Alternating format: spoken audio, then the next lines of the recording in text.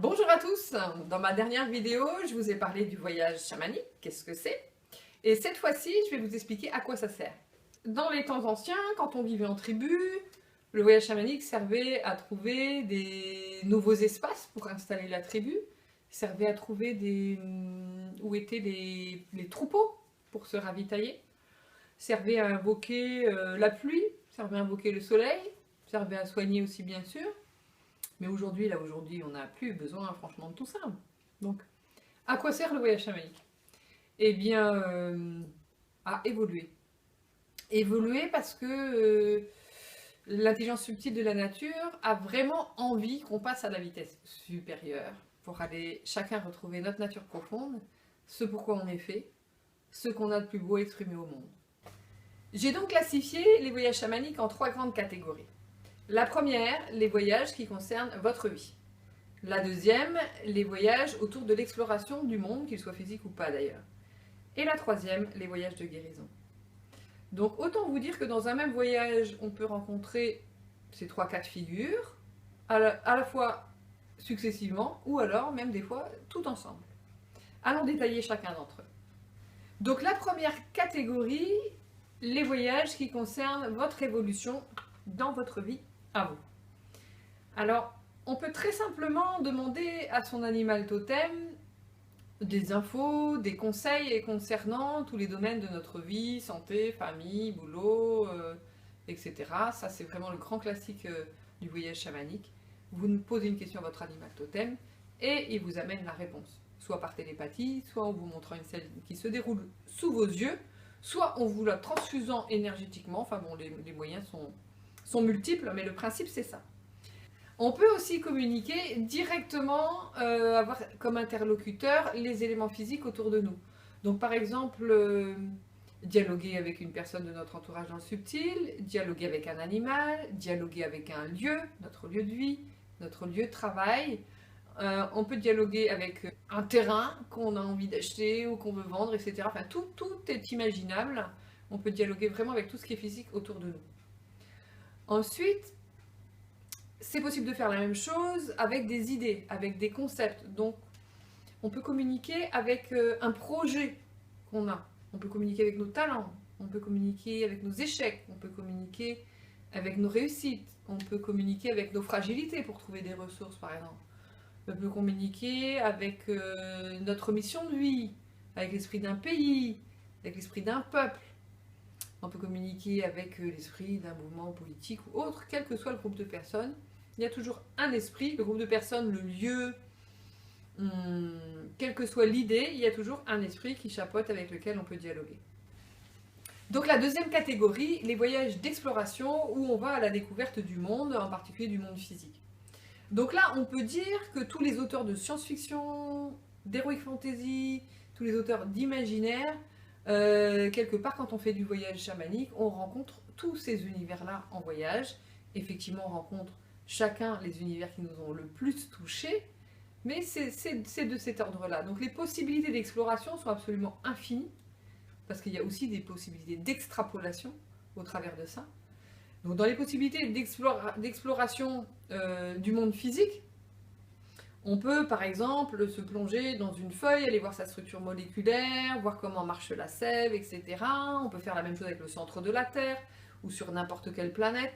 On peut faire la même chose avec chaque être vivant, on peut voyager dans le corps humain, on peut même voyager vers des concepts, comme qu'est-ce que c'est, qu'est-ce qu'on vit avant la naissance, ou qu'est-ce qu'on vit après la mort. C'est possible d'y aller en voyage. On peut voyager dans le passé, bien sûr. On peut voyager par exemple, vers l'origine de l'univers, l'origine de l'humanité. On peut voyager vers absolument tout ce qui est concevable pour communiquer avec ou en avoir une idée au ressenti en voyage. Voilà, donc curieux et scientifique, vous en avez pour des années et des années, là vraiment à faire le tour, c'est inouï. Nous arrivons à la troisième catégorie de voyage, les voyages de guérison. Alors avant de vous expliquer ce que c'est qu'un voyage de guérison, je vous précise quand même que tous les voyages dont je vous ai parlé, ce sont des voyages qu'on fait pour soi. Je ne parle absolument pas des voyages qu'on peut faire pour les autres. De toute façon, moi, ce qui m'intéresse, c'est que chacun soit autonome en voyage. Donc au niveau des voyages de guérison, l'idée c'est que on commence le voyage, on est dans un état, et on finit le voyage, on est dans un autre état, en général bien meilleur. Donc par exemple, on se sent plus fort, on se sent plus joyeux, on se sent plus serein. Il y a une vraie différence au niveau de la sensation, et pas que de la sensation, je veux dire c'est un fait. La grosse différence justement pendant ces voyages, c'est qu'en plus des images, on peut avoir de grosses sensations physiques, en sachant qu'au niveau des moyens qu'ils utilisent pour nous faire des soins, c'est absolument d'une imagination sans borne, je dois dire. Je vous donner, qu'est-ce que je pourrais donner comme exemple? Bon, le massage, par exemple, se faire masser en voyage chamanique, volontairement ou pas, ça donne des changements d'état, une énergie qui arrive, qui nous entoure et qui a par exemple la qualité de la douceur et qui va baigner toutes nos cellules, et ensuite on se sent mais vraiment dans une douceur, et c'est exactement ce dont on avait besoin. Ces voyages se font soit de manière improvisée, c'est-à-dire que avant chaque voyage chamanique, on donne une intention, une direction pour le voyage, et on peut donner une intention, et de manière impromptue, nous arrive un soin qu'on n'a pas demandé. Mais s'il arrive, c'est qu'on en avait besoin. Ou alors, au contraire, l'intention peut être justement de recevoir un soin. Et à ce moment-là, dans ce dernier cas, il y a des lieux dédiés qui sont soit personnels, soit communs.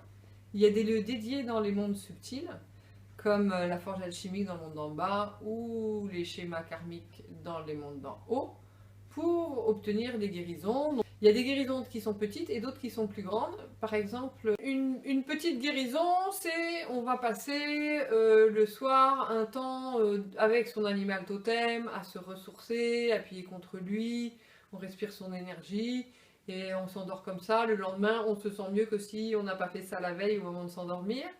Ça, c'est une petite guérison, c'est de l'ordre du ressourcement. Et il y a des grandes guérisons, comme la rencontre justement avec l'animal totem, qui est une grande guérison. Donc la rencontre en voyage chamanique, je précise. Ou une autre grande guérison aussi, il y a le recouvrement d'âme. Donc voilà, le voyage chamanique, c'est un petit peu le couteau suisse du développement personnel ou du développement spirituel, qui a pour avantage vraiment de mettre la nature au centre, et de mettre nos alliés de la nature au centre, et qui peuvent nous rencontrer. C'est justement uniquement au voyage qu'ils peuvent nous rencontrer pour nous donner tous leurs conseils. Il faut voir que la nature a quand même 7 milliards d'années, il me semble, à peu près de fonctionnement. Donc elle a résolu à peu près tous les problèmes, toutes les questions que nous nous posons. Elle a des schémas et des ressources pour ça surtout. Et donc les alliés de la nature, chacun ont une vision du monde bien différente, une sagesse particulière, une médecine à nous offrir. Vous voyez bien que la médecine de l'éléphant, c'est pas du tout la même que la médecine de la topaze. Donc voilà, plus d'expérience que nous, ce qui fait qu'avec leur vision du monde particulière, ils peuvent nous apporter des éclairages sur notre vie qui sont juste incroyables, auxquels on n'aurait jamais pu penser tout seul avec notre sagesse d'être humain tout simple. Il faut voir que tous les règnes et tous les êtres qui existent sur Terre sont complémentaires, hein, et qu'on n'est pas du tout en haut d'une pyramide, mais vraiment on fait partie d'un cercle d'êtres, d'un cercle de vie. Donc écoutez-moi bien. Je suis coach depuis presque 12 ans. J'ai utilisé beaucoup d'outils que j'ai appris et d'autres que j'ai créés.